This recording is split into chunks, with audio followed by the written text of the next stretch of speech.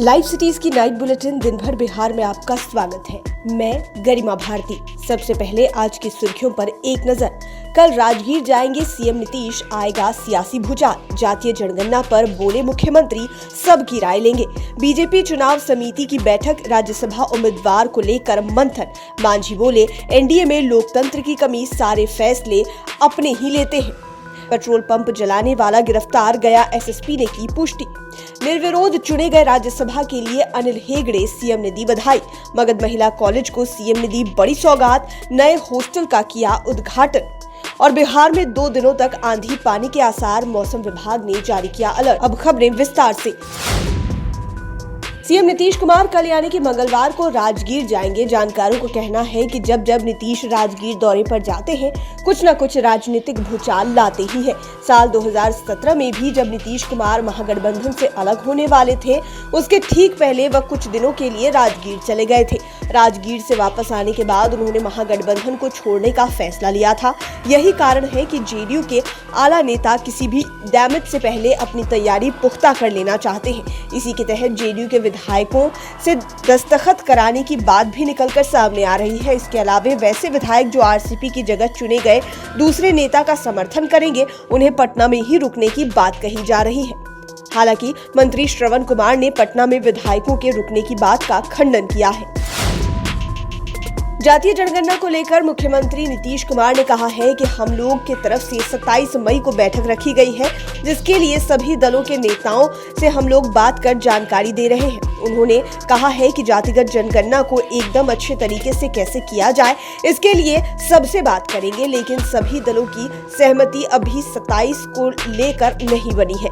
सभी से बात की जा रही है। जैसे ही बात बनेगी तो 27 को बैठक कर निर्णय लिया जाएगा। इसके बाद हम लोग कैबिनेट में प्रस्ताव लेकर जाएंगे। आपको बता दें कि सीएम बिहार में जातिगत जनगणना राज्य सरकार के खर्चे पर कराने के मूड में है। मुख्यमंत्री तो इसके लिए पहले से ही बयान देते आए हैं। इसके पहले तेजस्वी यादव खुद सीएम नीतीश के पास जाकर जातीय जनगणना को लेकर मुलाकात कर चुके हैं।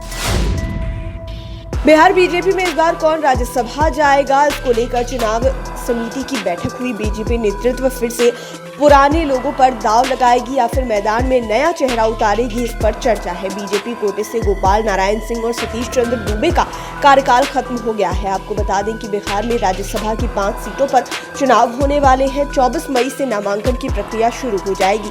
बिहार विधानसभा में विधायकों की संख्या बल के हिसाब से बीजेपी को 2, जेडीयू को 1 और आरजेडी को 2 सीटें मिलेंगी। बिहार में न सिर्फ बीजेपी बल्कि जेडीयू के अंदर खाने हलचल तेज है। राज्यसभा उम्मीदवार चयन को लेकर वरिष्ठ नेताओं, विधायकों और मंत्रियों ने सीएम नीतीश को अधिकृत कर दिया है। खबर है कि इस बार आरसीपी सिंह का पत्ता साफ हो सकता है।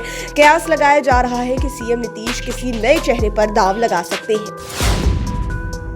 बिहार के पूर्व मुख्यमंत्री और एनडीए के घटक दल हम पार्टी के नेता जीतन राम मांझी एनडीए से नाराज चल रहे हैं। मांझी ने गठबंधन के तरीके से नाराजगी जताते हुए साथी दलों पर कई आरोप लगा दिए हैं। उन्होंने बड़ा आरोप लगाते हुए कहा कि एनडीए में कोई भी फैसला अपनी मर्जी से ले लिया जाता है। बुझा उपचुनाव के मामले को उन्होंने उठाया और कहा कि बुझा में जो फैसला लिया गया उसके बाद देखा गया कि क्या हुआ, अन्य फैसला अपने ही लोग ले लेते हैं। उन्होंने अपनी हम पार्टी को छोटी पार्टी बताया और कहा कि हम समर्थन दे रहे हैं, लेकिन इच्छा रहती है कि आपस में बातचीत हो, लेकिन ऐसा हो नहीं सकता। जो लोकतांत्रिक व्यवस्था होनी चाहिए एक गठबंधन में, उसकी कमी एनडीए में है। गया के नक्सल आधार वाला बांके बाजार थाना क्षेत्र में केके टाइगर नाम से वारदात कर आदमियों को दहशत में लाने वाला गिरोह पकड़ा गया। इस गिरोह का मुखिया छोटू चौधरी उर्फ केके टाइगर नक्सली संगठन टीपीसी का सक्रिय सदस्य निकला। टीपीसी से इन दिनों दूरी बनाकर वह नक्सली के तर्ज पर ही लेवी की मांग कर रहा था और रंगदारी न देने पर बेखौफ होकर नक्सली संगठन की तरह ताबड़तोड़ वारदातों को अंजाम दिए जा रहा था। पुलिस ने इन अपराधियों को रेगुलर पिस्टल, देसी कट्टा और जिंदा कारतूस के साथ गिरफ्तार किया है। एसएसपी हरप्रीत कौर ने बताया कि बांके बाजार और रोशनगंज थाना क्षेत्र में केके टाइगर नाम से एक गिरोह रंगदारी की मांग कर रहा था और साथ ही अनन्या पेट्रोल पंप निर्माण कंपनी की जेसीबी को आग के हवाले कर दिया। इससे राज्यसभा उम्मीदवार अनिल हेगड़े निर्विरोध चुन लिए गए हैं। नामांकन के समय से ही इनके निर्विरोध चुने जाने के कयास लगाए जा रहे थे। सीएम नीतीश ने निर्विरोध चुने जाने पर उन्हें बधाई दी है।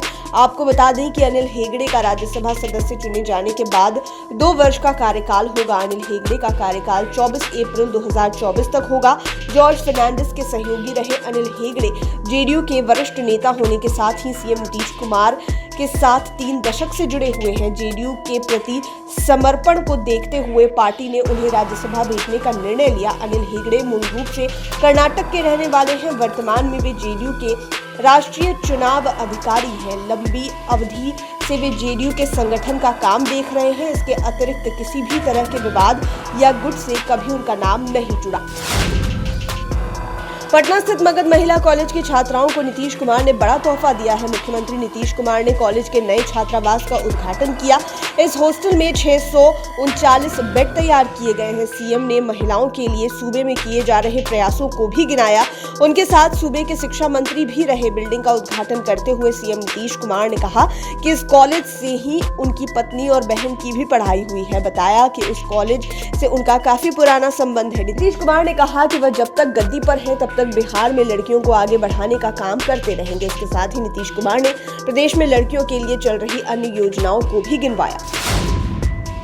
सीएम नीतीश के द्वारा खरीफ महाअभियान 2022 का शुभारंभ और सूक्ष्म सिंचाई जागरूकता के 59 रथों को सभी जिलों में भेज दिया गया। हरी झंडी दिखाकर इन्हें रवाना किया गया। कार्यक्रम में उप मुख्यमंत्री तारकिशोर प्रसाद और कृषि मंत्री अमरेंद्र प्रताप सिंह मौजूद रहे। बताया जा रहा है कि खरीफ 2022 की सफलता के लिए खरीफ महाअभियान की शुरुआत की जा रही है। इस महाअभियान में किसानों को कृषि विभाग की खरीफ मौसम से संबंधित सभी योजनाओं की जानकारी दी जाएगी। साथ ही किसानों को सूक्ष्म सिंचाई तथा जल संरक्षण के प्रति जागरूक किया जाएगा। इसको लेकर कृषि मंत्री अमरेंद्र प्रताप सिंह ने कहा कि खरीफ महाअभियान के लिए 59 रथों को सभी 38 जिलों के लिए रवाना किया गया है। इस अभियान के तहत हम लोग बीज और सूक्ष्म सिंचाई का प्रचार प्रसार करेंगे।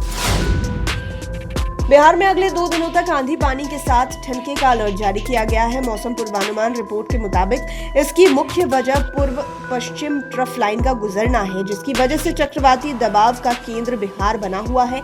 हालांकि ट्रफ लाइन की दिशा सोमवार से दक्षिण उत्तर हो जाएगी। ऐसी स्थिति में 2 दिन बाद बिहार की मौसमी दशा सामान्य होने के आसार बन सकते हैं। इन मौसमी दशाओं के बीच बिहार में रात और दिन का तापमान सामान्य से नीचे पहुंच गया है। आंधी पानी की वजह से बिहार में प्री मॉनसून बारिश अब सामान्य से 15% अधिक हो गई है। लाइव सिटीज की नाइट बुलेटिन में फिलहाल इतना ही। खबरों की दुनिया में बने रहने के लिए हमारे चैनल को सब्सक्राइब करें। ये वीडियो फेसबुक पर देख रहे हैं तो पेज को लाइक करें। आप हमें ट्विटर पर भी फॉलो कर सकते हैं। धन्यवाद।